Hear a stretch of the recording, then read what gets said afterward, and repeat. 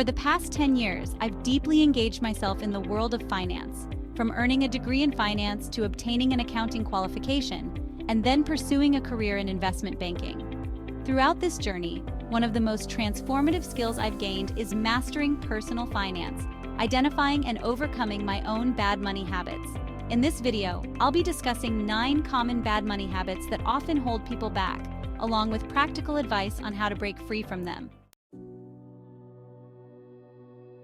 1. Not prioritizing savings.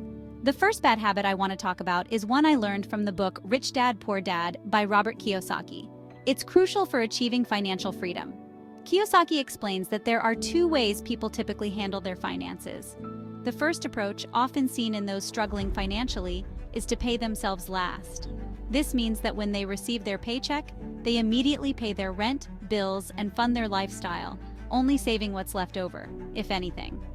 In contrast, financially successful people do the opposite. They pay themselves first. This means setting aside at least 10% of your income for savings as soon as you get paid, treating it as non-negotiable, just like a bill. This ensures you're consistently building a financial cushion before spending on anything else.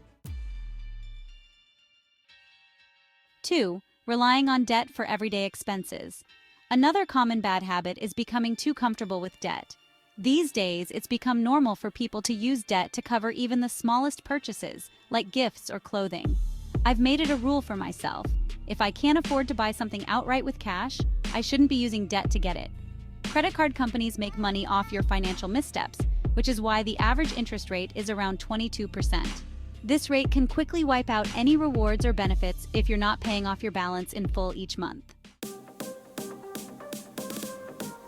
A critical mistake people make is not fully understanding their income and expenses. Before you can set financial goals, you need to know where you currently stand. One concept to be aware of is lifestyle inflation, where your spending increases as your income rises. The cycle goes like this: earn more, spend more.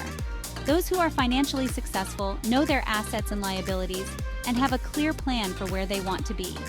They don't just dream about wealth. They have a strategy for how to acquire it and manage it effectively. Simply being aware of your financial situation can prompt you to take action.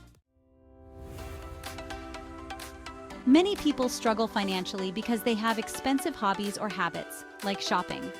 To improve your financial situation, you can either save more of what you currently earn or find ways to increase your income.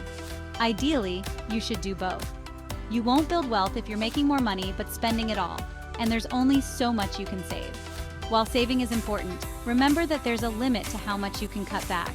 On the other hand, the potential to earn more is limitless, whether it's through investing, asking for a raise, or starting a side hustle. Breaking the habit of focusing solely on saving as a way to build wealth is crucial. Earning more can have a far greater impact. Taxes are likely to be the single biggest expense in your life. Yet many people overlook ways to reduce their tax burden legally. Wealthy individuals often take advantage of various tax strategies and hire advisors to help them minimize what they owe. One of the best ways to grow your wealth is by understanding tax laws and using them to your advantage. For example, investing through an ISA or Roth IRA can shelter your gains from taxes. Even if you believe in paying your fair share of taxes, it's worth learning how to reduce your tax bill so you can allocate more money to causes that matter to you, rather than leaving that decision to someone else. If you're interested in a more in-depth discussion on taxes, let me know in the comments. I've already outlined a video on this topic but have been hesitant to release it because it can be polarizing. Your feedback will help me decide. Once you've built a financial buffer through savings, the next step is to start investing your money so it can grow.